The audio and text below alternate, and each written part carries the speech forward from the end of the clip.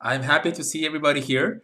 I tried to do a little something different this time because we're so close to Christmas, but I don't think I can keep this on for very long because it's just like flashing.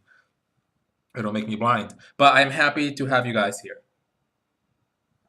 Now, a quick announcement is that I am going to be off on a holiday break, so I don't have.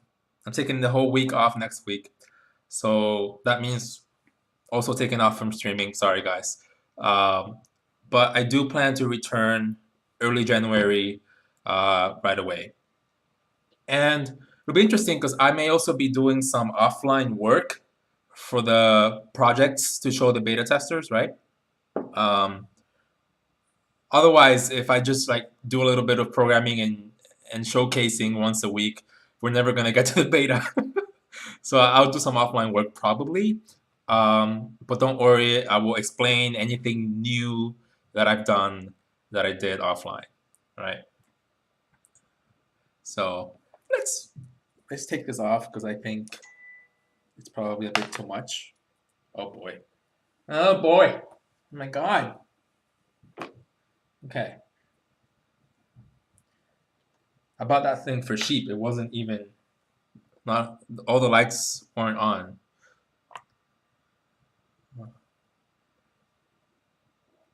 Hmm. Okay. So speaking of projects, let's get back to Blobman. That's what I would like to do today. We already have a to-do list from last time, so we can probably bring that up in just a sec. Hold on. Uh, so examples, Blobman. I don't know if this is big enough for you guys. I always wonder. There we go. Whoa, that's good. Okay, so Blobman, and we're gonna open up our main file.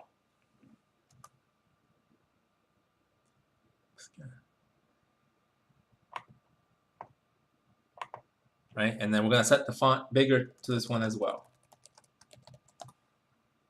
I don't have it big by default because when I'm programming on my own, the size is usually perfect. But for you guys, hopefully that will be better. Okay. Hello, Moth Teeth. Are you new here? Good to see you. All right. So here's a bunch of to-do lists that we have from last time. And now I've been thinking about like what's the first thing that I should tackle out of the list. And I think that the first thing should be uh, some of like the debug visualization code because, and if I'm honest, I really care about bugs before I like add new features. So I want to fix the Ghost AI bug, but a good way to fix the bug is to improve some of our debugs visualization, especially for something like uh, AI, right? So I have something like port invader profile, a small rewind feature, arbitrary AI look ahead, debug footprints for AI coverage map. Something else, which is I think what I'm going to do today, and I forgot to add it last time, is um, full reports. Full reports. So after every compile or runtime. How do we call this? Full reports after every compile or game session, right? And I kind of want to explain what this is because it's going to show you. I've already done this before for other projects, but I want to show you what I mean by full reports, right? Um,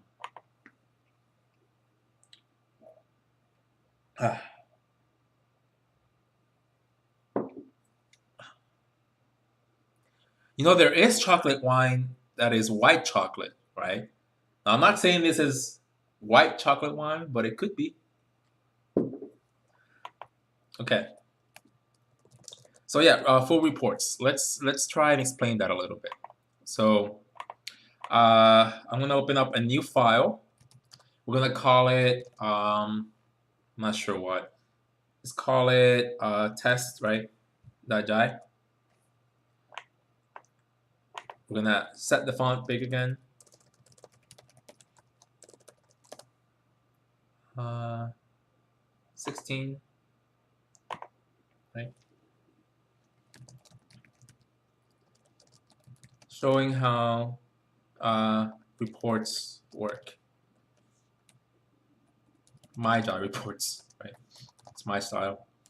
So let's imagine we have some tests, right? So let's say, you know, procedure 1, some boring tests, right? Actually, I'll explain this in just a second. And let's make a few more. Let's make maybe 4, and then the main.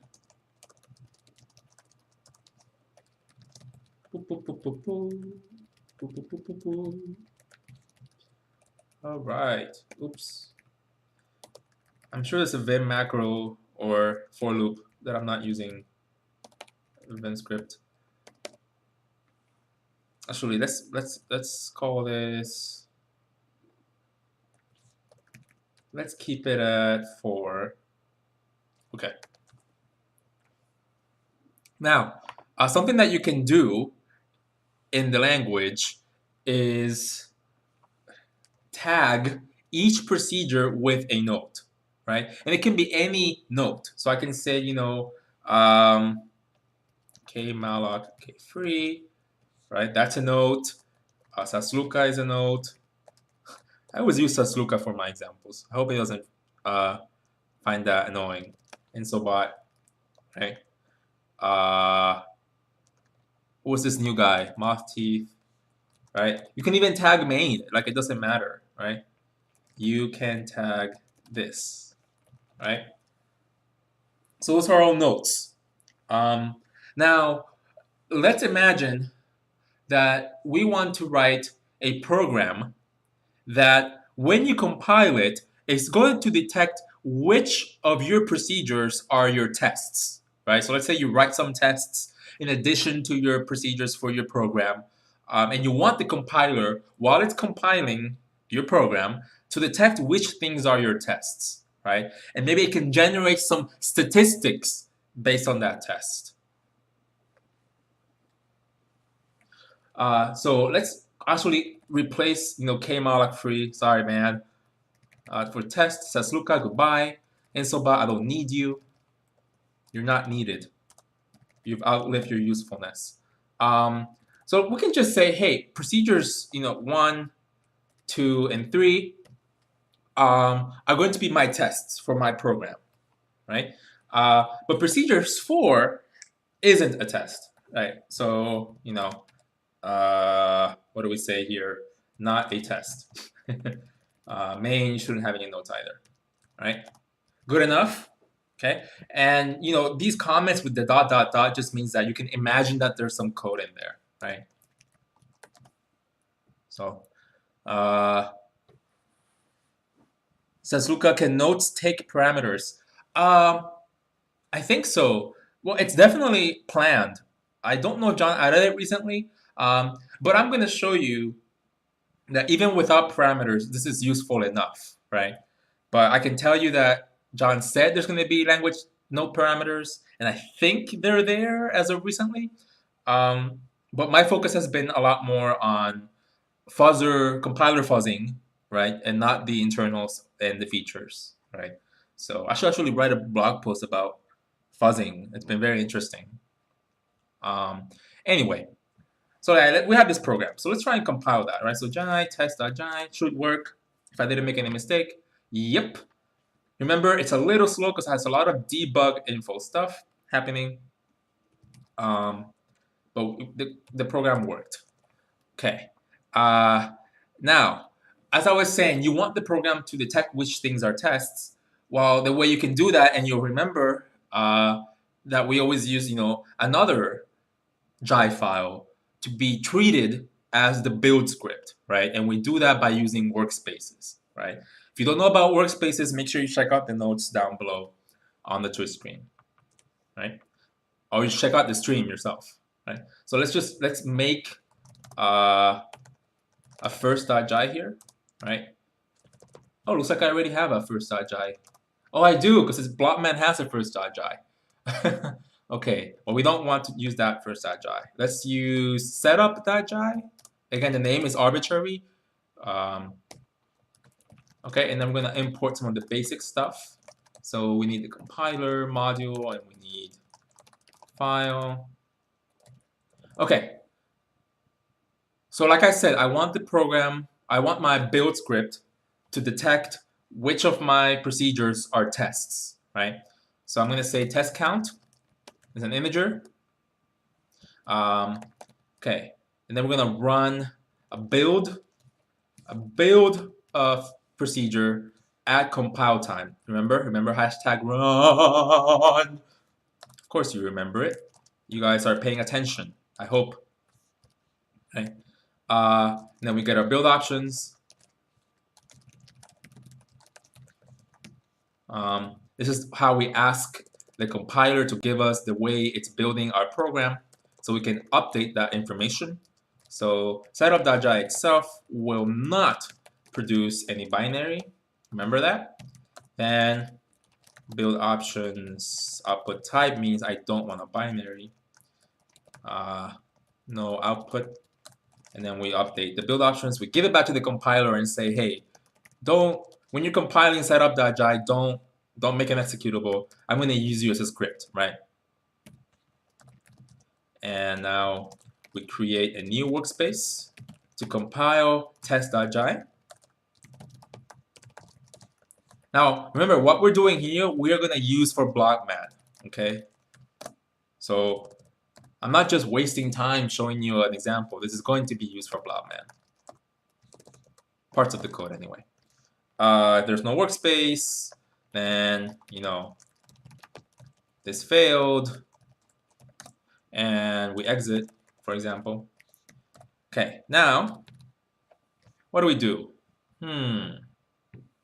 We want to update our build options to say we want an executable for test.jai, right?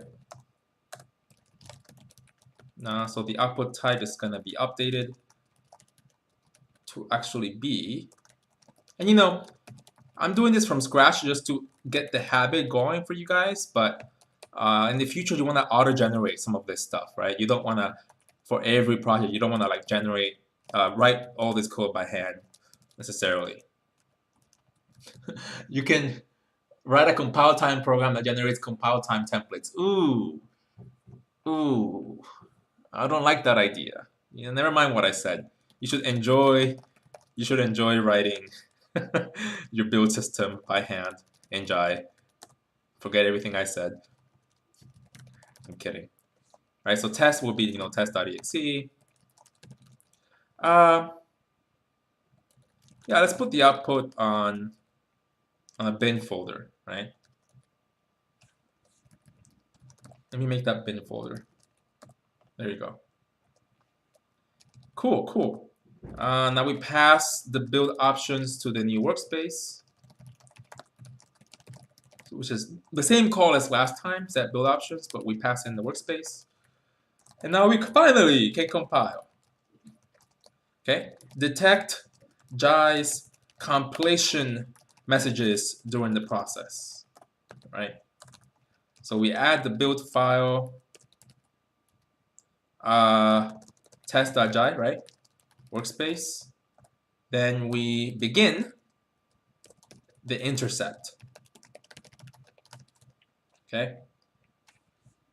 So this line, remember, this is when you start intercepting messages from the compiler as it's compiling test.jai on the other side, right? So at this point in time, the compiler fires off a thread and it starts working to compile this file, right? And so we're saying intercept because now we're going to have a loop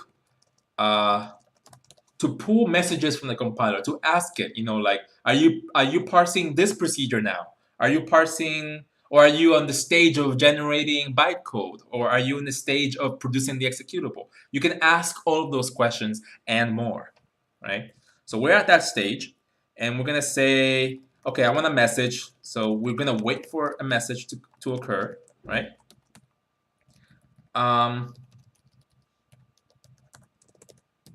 If there was no message, even after waiting a set amount of time, we continue. Then the type of message was complete. This means, hey, if the message that you're telling me is that you're done compiling everything, then we break out of the loop. We say done compiling, right? And now here's a new thing, a brand new thing for our example. We're gonna call this procedure called build steps, right? And it's gonna take in our message, right? So far, we start the loop. We ask a compiler, hey, what's going on over there where you're compiling test.jai? If it's not a message that says we're done, we're going to process that message. We're going to take some steps, take some action based on the compiler message, right? Before I start writing that procedure, I'm going to check the chat, see if there are any questions. But hopefully, if you've seen my previous streams, that should make perfect sense. Okay. And then what kind of message should we put in there? Just a typical compiler message, and it should be a pointer, right? We want to assert that the message is not null. That means we made a programmer error if that's the case, right? There we go. First, let's see if this compiles. Right now, we're not doing anything except wait for the compilation to complete, and we exit, right? So if everything worked, we pass in setup.jai. Okay, undeclared identifier compiler. It's compiler. Create workspace. Abner Coimbrey.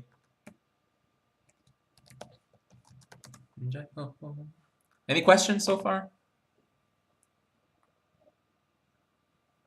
I would definitely like to read about compiler fuzzing. Very interesting. Cool. Yeah, I'll see if I can write a blog post. Is there like a preset default build script? There should be. I mean, I've submitted templates to the repository, so when somebody like downloads the compiler, they'll have some templates available for you.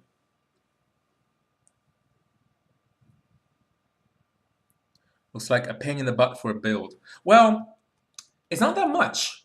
It's the fact that I talk a lot and I'm slow during a stream. But if you look at the file, this was nothing. And what you're getting in return, right, is this function right here, this procedure, that lets you intercept any compiler message about the compilation of test.jai. But it's not just for test.jai. This template works for any program of any arbitrary complexity, right? So just right here, you can start asking questions about any program that you're compiling about what the message is. Like, hey, compiler, where are we in this stage? And then once you're there, you can update AST nodes. You can resubmit or regenerate or rerun the parser stage, rerun the Lexer, rerun the bytecode generator. And basically, you are getting the compiler as a service. That's really good for just 71 lines of code.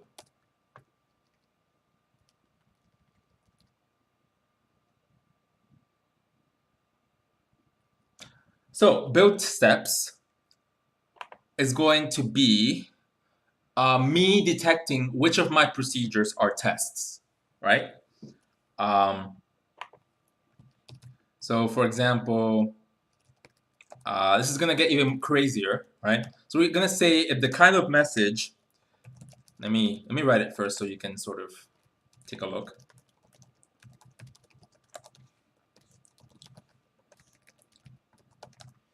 Oh, I didn't even check if I fixed the compilation.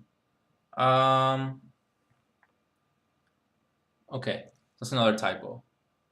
Oh, streams always make you do typos. I love you guys. Okay, there we go. Perfect. It's working. So the first thing I do when I'm processing a compiler message is to ask the compiler if the message is about, if the kind of message is about some of my code from test.jai being type checked. And type check just means that it's been parsed, right? Type check means that the types of the program has been inferred for some of the code, and now that means you can inspect a whole bunch of stuff, right? You can inspect, if the types are void or int. You can get the names and the arguments for all those things, and you can inspect the notes, right? Which is what we care about, right?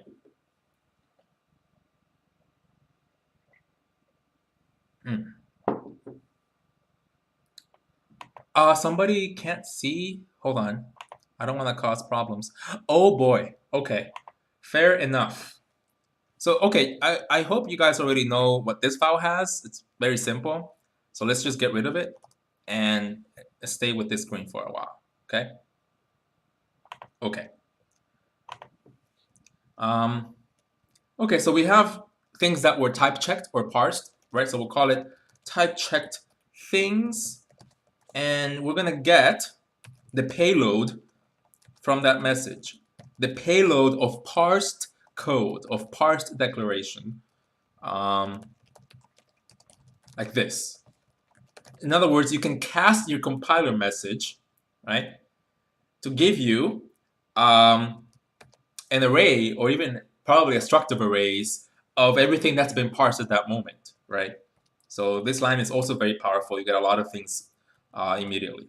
And so now what we're going to do is, I'm going to go through each declaration. The compiler has already parsed, right? Remember, type checked just means parsed from test.jai. You might be seeing I have indentation issues with Vim. I decided to keep that as a running gag, that I don't have my Jai indentation fixed. Okay, so if you guys saw this, the stream on language basics, I'm going to use a for loop for each declaration inside type checked things.declarations, right?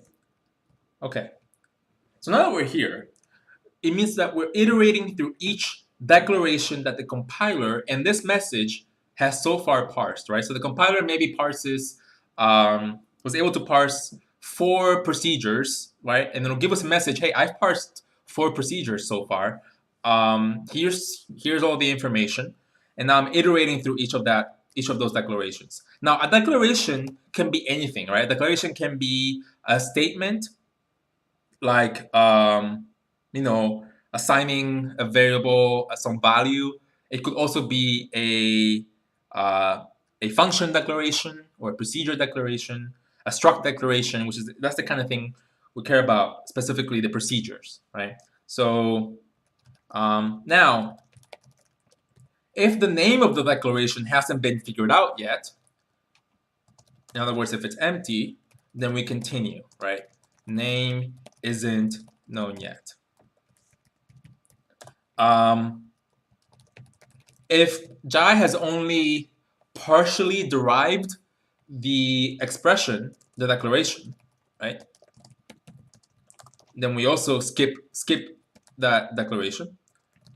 Jai hasn't fully derived the declaration, right? And finally, if it's not a procedure, you remember that we care about the procedures.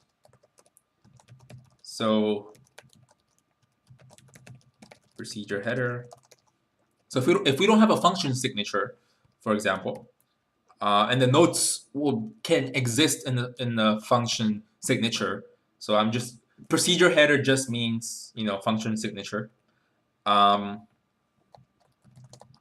Declaration isn't a procedure, so we skip that too, right?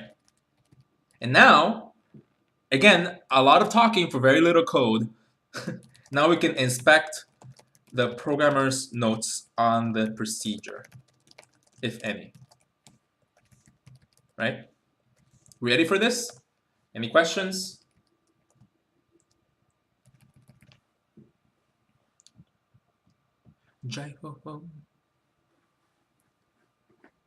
No questions so far. Excellent.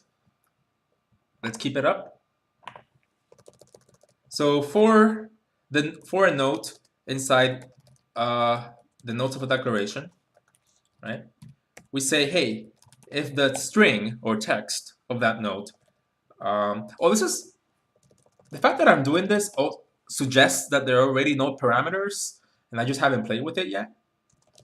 Now that I think about this, because like I've had to use node.txt for a while now. Okay.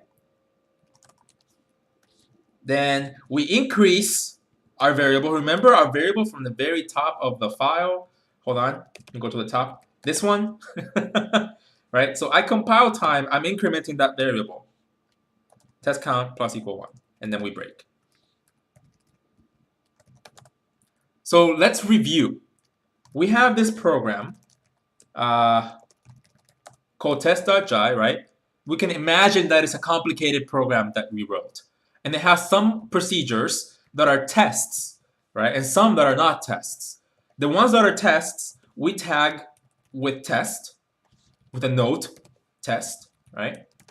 That we can use while we're compiling the program to detect which procedures have the note test. And we can print or gather some statistics about a program. So what I really want is, every time I compile a big complicated program, it tells me, hey, by the way, you have 1,000 tests so far, right? And I'll be like, ooh, that's a lot of tests. I should probably move that somewhere else. I don't know, something like that. You can do a lot of stuff. You can even decide to inspect, and we're not going to do that today because there's just no time for that. But you can detect these notes, right, that are tests, decide to run the tests in bytecode. And I do this in my test suite for the compiler. I'll show you later if you want. Detect which ones are tests, run them in bytecode, and then you can even remove them from the abstract syntax tree, assuming there aren't any references to those procedures from other regular functions. And then you can compile the program without the tests, right? And you get all of that done just by doing setup.jai, right? It'll compile the tests, it'll run them, remove them from the AST nodes, and then compile your program without them. Absolutely possible. But for now, all I want to do is increment a test count variable to print at the end how many tests we have, okay? So test count plus 1 break, excellent. I think that's all we need. I think that's everything. Again, remember, all of this code is inside build steps, right? Which we're just calling every time the compiler gives us a message about something that's being compiled in test.jai. And I check and I make sure that it's a fully parsed procedure to inspect if there's a test node inside it. And if there is, we increase the variable test count. And that's it. Now, at the end of everything, at the end of the entire compilation process, which is here, right, I can say print setup.jai is telling us found blah blah tests, right? And then we say test count. Okay? So we should expect 1, 2, and 3 tests when we compile the program. Here we go. Assuming there weren't any typos. Boom.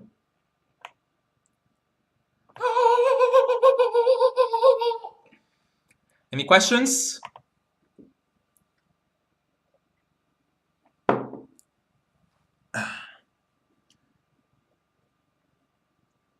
Do the tags have to go after the procedure bodies? Seems like they could be easy to lose track of for really long functions. You have a point. It's just it's an aesthetic decision from my part. You don't have to. My coworker Ignacio, I think, does it like this, right? As long as it's somewhere outside the internals of the procedure, you should be fine, right?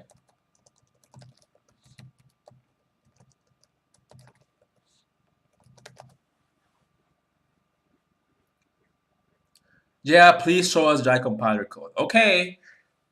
Well, you mean like my test suite, right? So let's run it.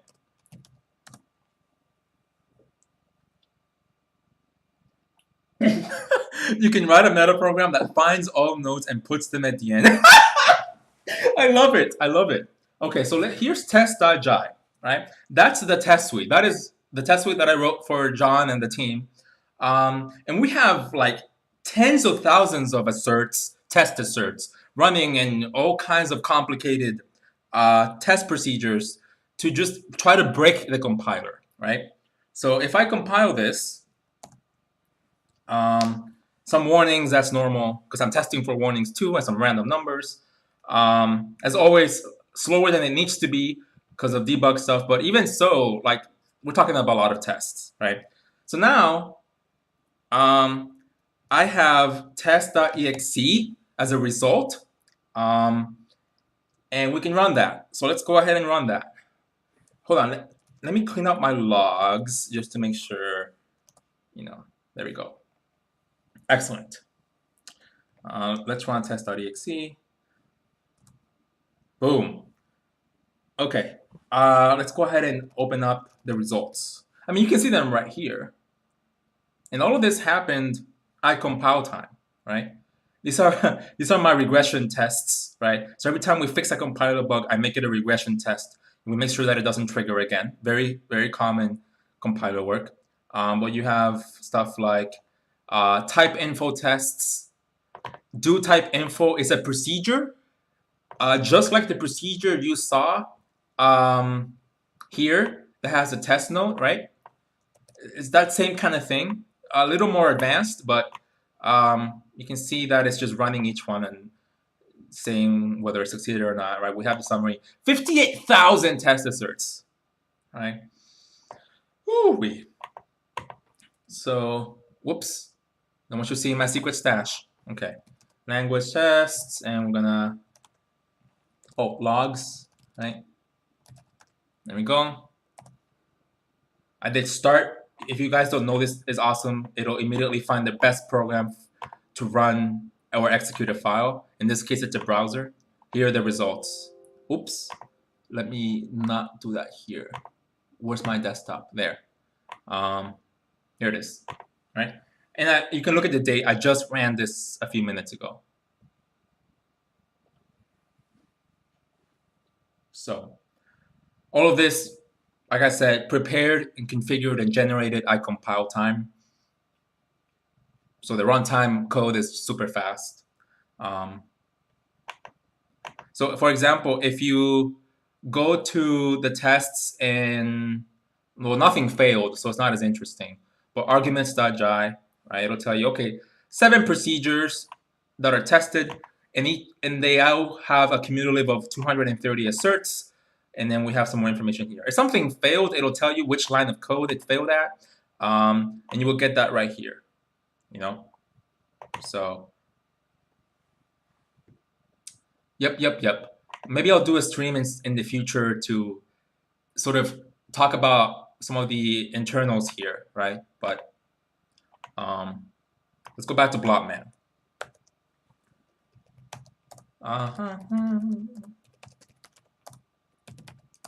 Okay, so we want to do what we want to do for Blobman is what you just saw with test.jai. Let's go back here, take a look.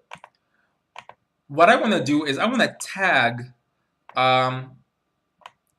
the procedures in Blobman that I care about.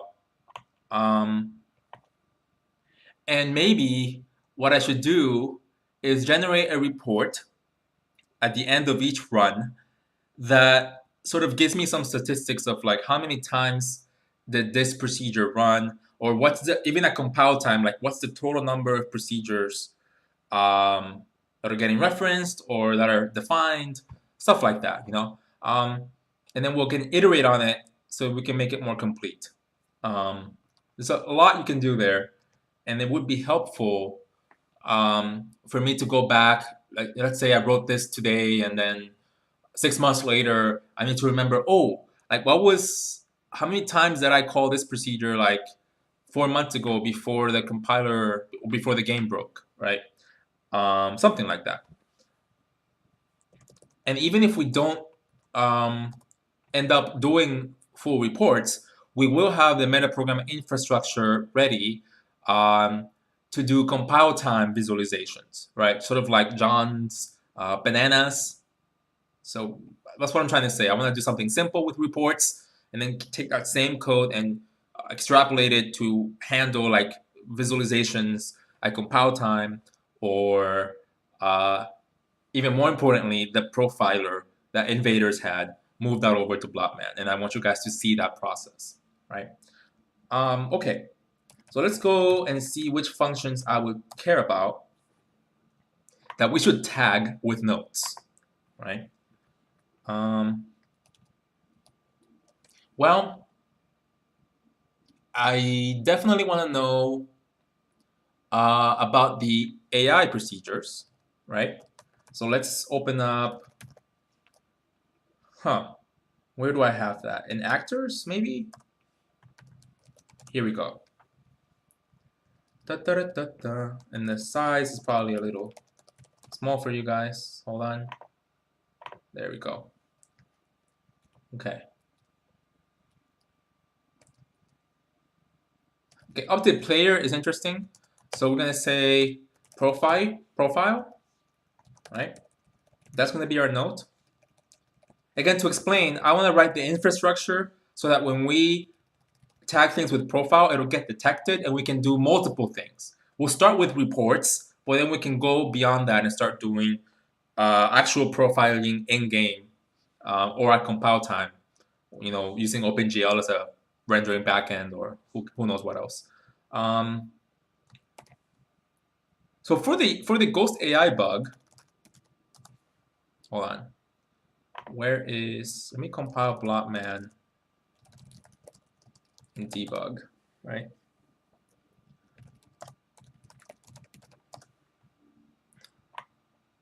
For the Ghost AI bug, let's have this run for a while, just to see where it is that we fire off the assert again. Oh boy. Ha! Goodbye. Goodbye, goodbye.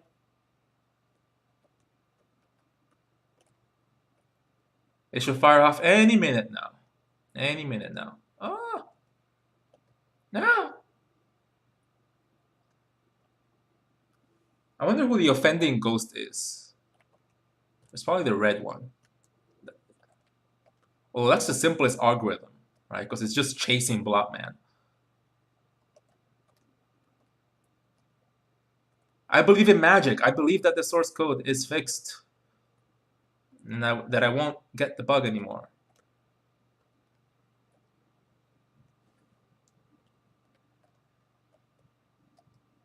Huh. There we go.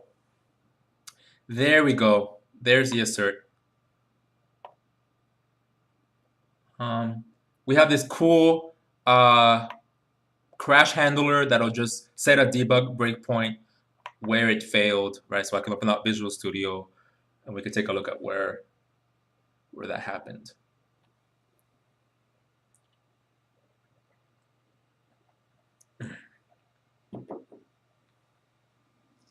Okay.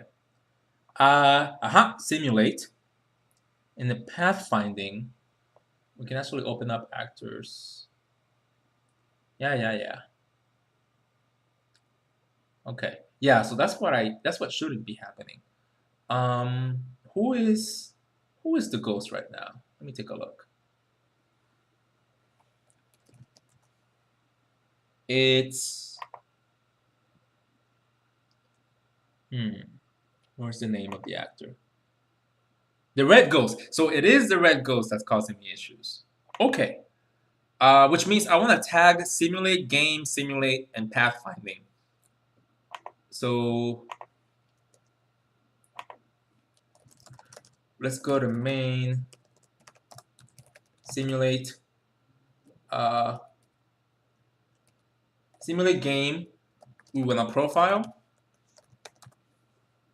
We want to profile of the player. We don't have to profile right now.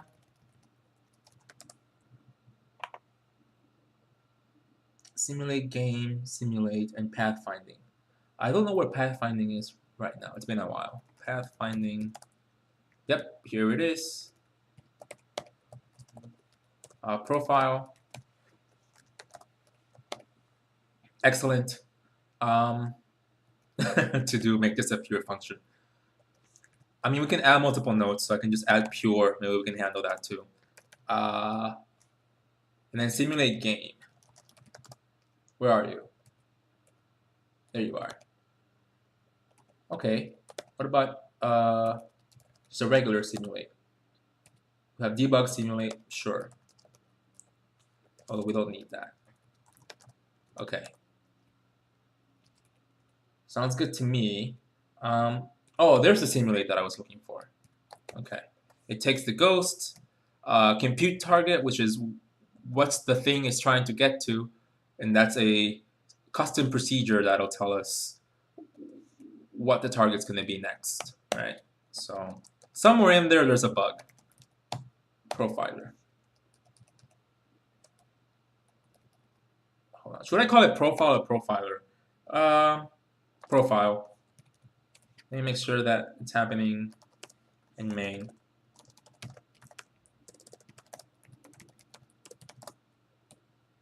Profile, good. Good. Okay. No to all.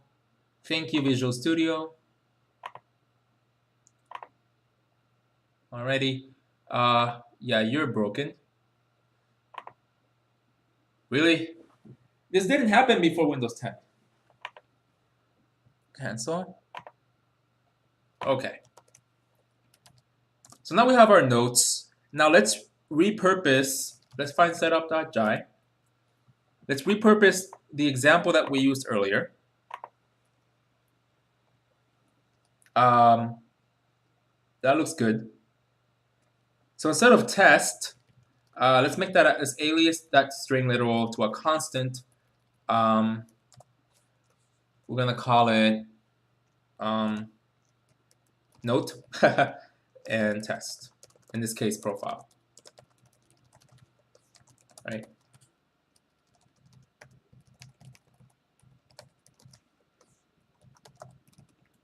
And then test count, we're gonna call it a profile count, just to make sure that it's working. For the profile notes, let's just replace test count with profile count. There we go. Okay, and instead of adding test.jai, hold on, we're gonna say, so the build file, hold on, main, it's gonna be source main.jai potentially. Let me take a look at first.jai, how we do it there. Okay, so we're not intercepting anything. So what I'm going to do is take first.jai and grab the contents of setup.jai, move it over to first.jai, which is the official file or build script for Blotman. And put it right here. Okay, we don't need to add this build file because we already added it earlier. And now we should, I want to simplify something here. Let's just call this hashtag run, open up a block, make our lives easier. This isn't being used anywhere. Semicolon. Okay. Now we're gonna move over build steps over to first.jai as well. Boom. Excellent. Okay. Yep. Well, let's see how that works.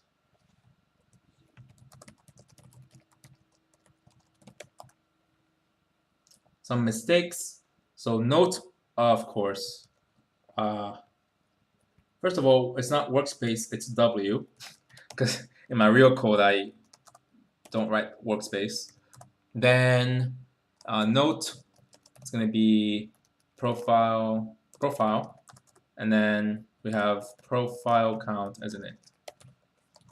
Let's try that again. Okay, great. I'm doing it one more time in 86. And then found blah profile notes, right?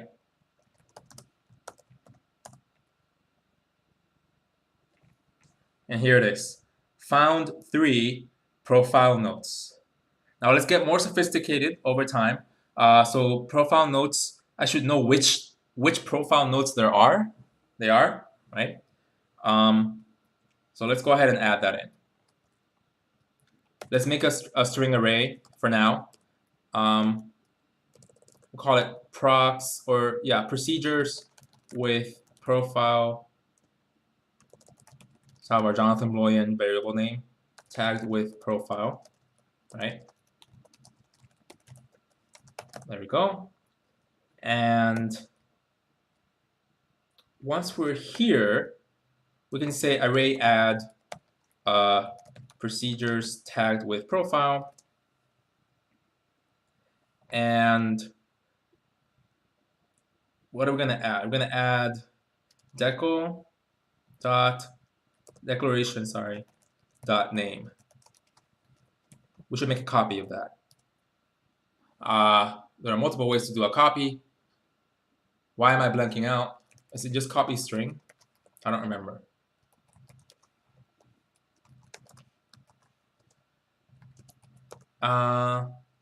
And maybe there's, I don't care about leaks. It's just compile time code. Runs for a short amount of time.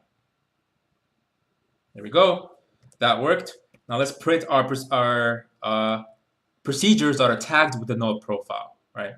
So we're gonna say, hey, for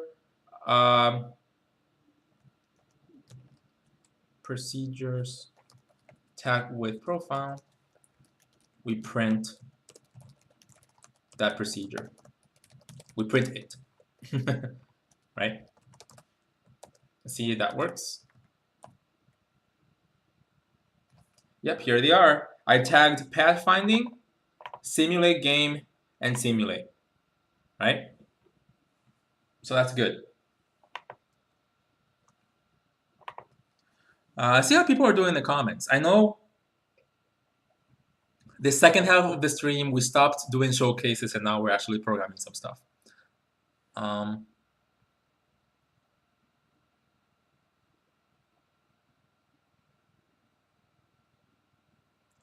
In your example, I put the node in the body of the function. Isn't that a mistake?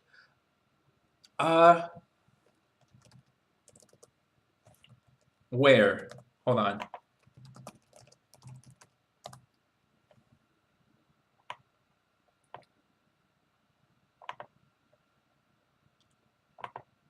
I guess it is.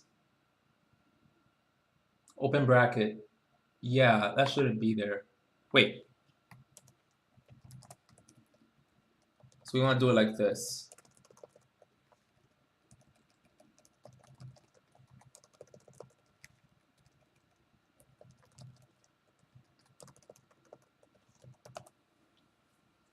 Although now I'm wondering if you can. There has been some changes in notes recently that like I said earlier this stream, I haven't kept up with. So maybe you can have test notes inside procedures. I don't even want to run it because we're never gonna get Blobman done if I try to answer these questions on stream, right?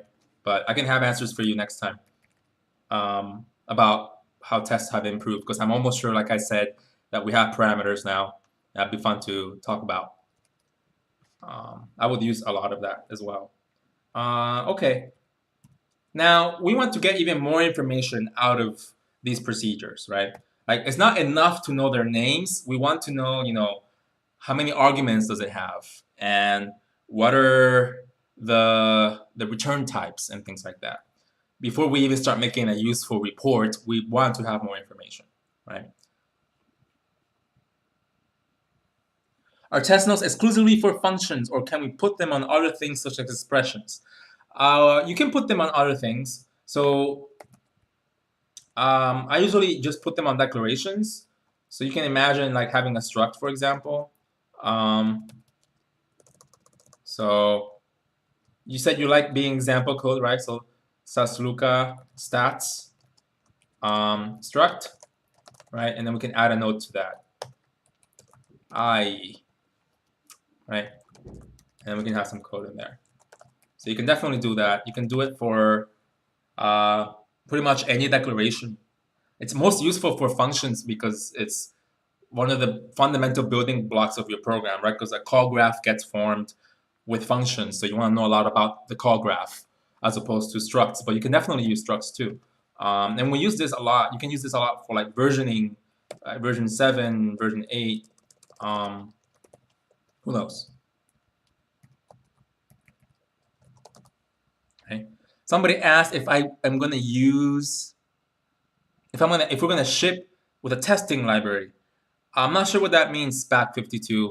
What do you mean if the compiler ships with a testing library?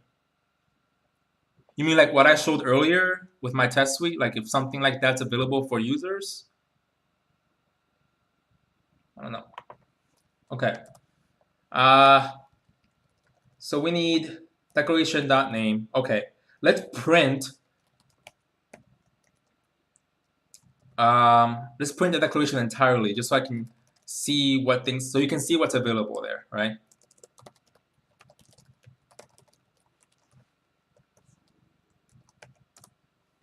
SPAC52 to find the test tags.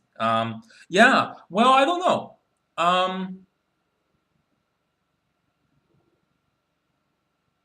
I don't know if I'll be allowed to release the entire test suite, right? I mean, if you look at C or C++ compiler test suites, they cost a lot of money. Like if you wanna, I forgot this website that had like, actually I have it on my witness blog post. Hold on. Give me a sec. I'm gonna give you the link.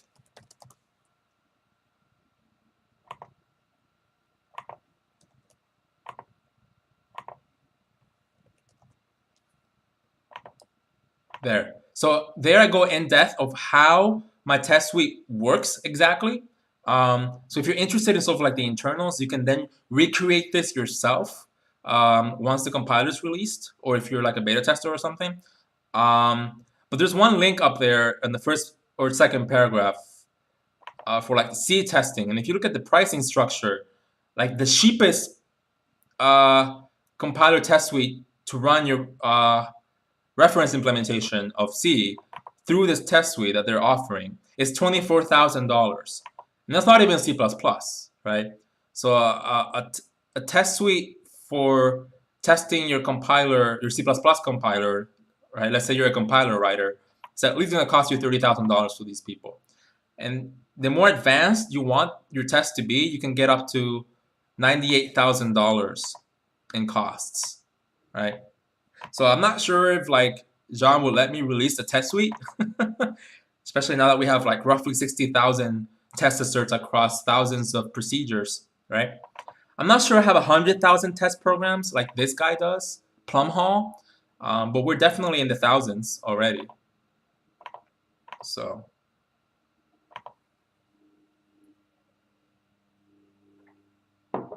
I remember trying a C++ testing suite once. Never again. Hey, I hear you. My favorite one was CXX test, which I talk about in the article I just linked to you at the bottom. CXX test, for all the test suite out there, I think it's the best one.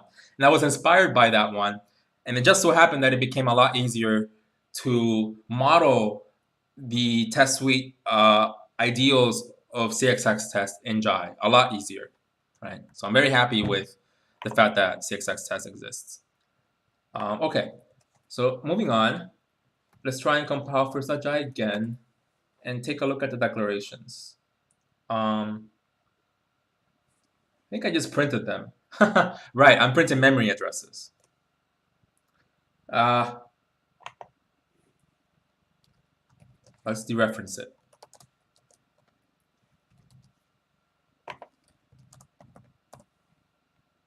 There we go. Okay, so we have a bunch of stuff here.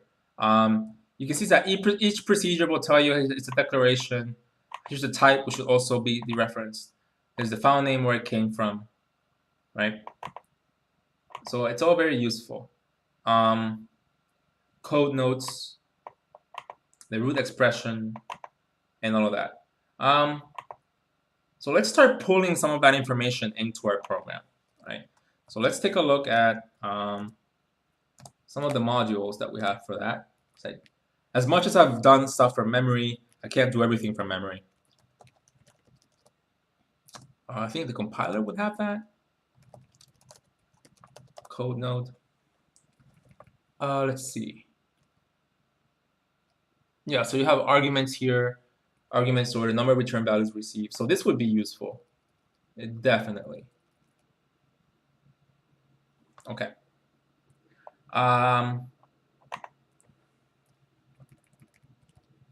Okay. So I guess I should cast the procedure. Let's call it procedure node. We'll do a cast code procedure. It's not even a call. So I'm not sure if I want to use that one. Let's see what I use for my test suite.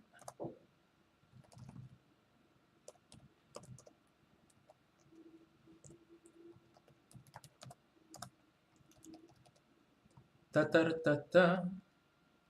Da, da, da, da. Yeah, that's what I thought. So it's the root expression that needs to be casted. So we're gonna say, how do we? Is there an easier way to do this? I think we can stick with body. So a body procedure body will be casting the root expression of our declaration. There we go. Right? And then let's create that for you guys so you're not lost. So you can see what we have here.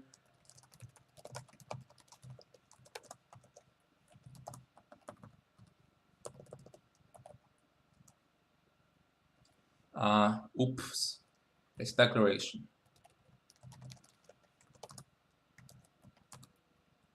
There we go. Now we're talking. Yep.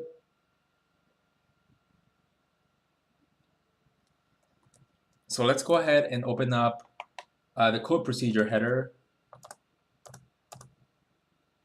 from modules.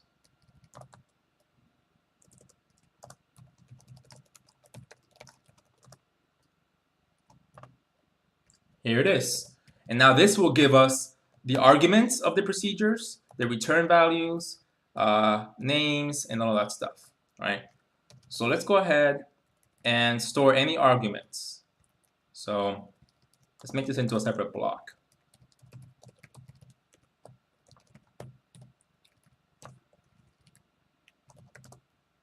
Perfect. And then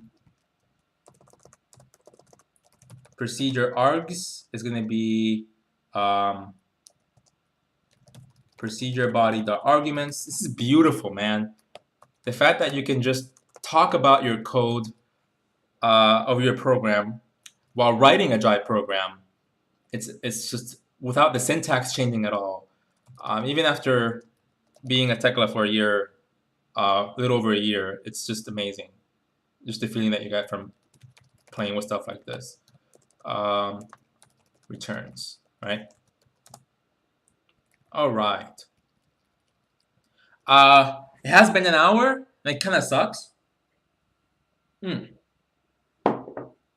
But I'm happy to, let me think about this. Well, I can't stream next week, but probably the week after that I can return.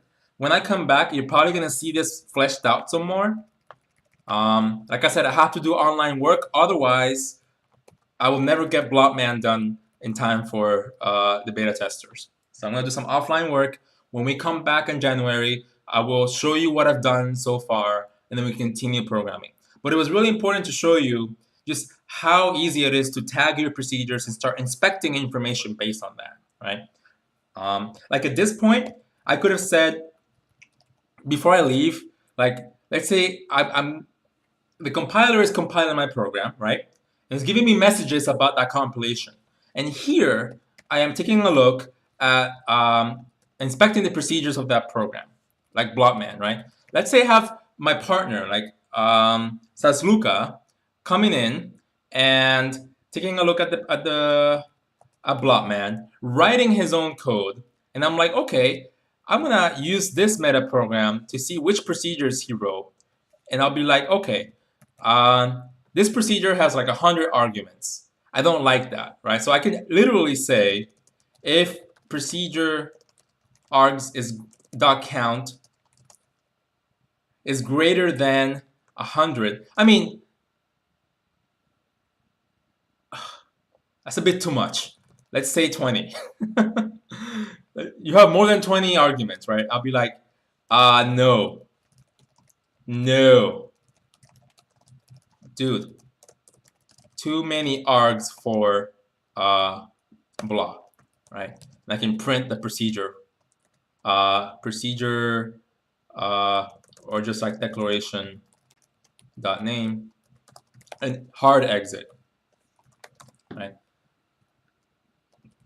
It'd be nice if I could just like compile this file down to bytecode and have him run the bytecode so so Sazluka can't edit my first.jai source, and then he's just stuck with with this message, right? And again, it doesn't have to be print. I can just email the person or something like that. Anyway, this is just an example. Having too many parameters or not having too many parameters is not what matters when you're programming usually, right? So it was great to see you guys. I think you had like 2 streams available today. You had like Jonathan Blow live and programming, and you had me live programming simpler projects. So it was fun. This was a fun 2018.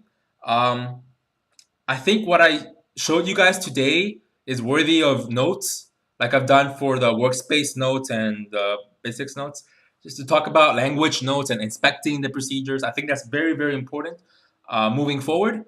So I'll make some notes for that, for those who missed it. And otherwise, jai ho ho, jai ho ho. Merry Christmas. Happy everything. I'm glad you joined me for all these times on the streams. And I will see you on January when I come back. Next week, I am off. Okay? I will miss you guys.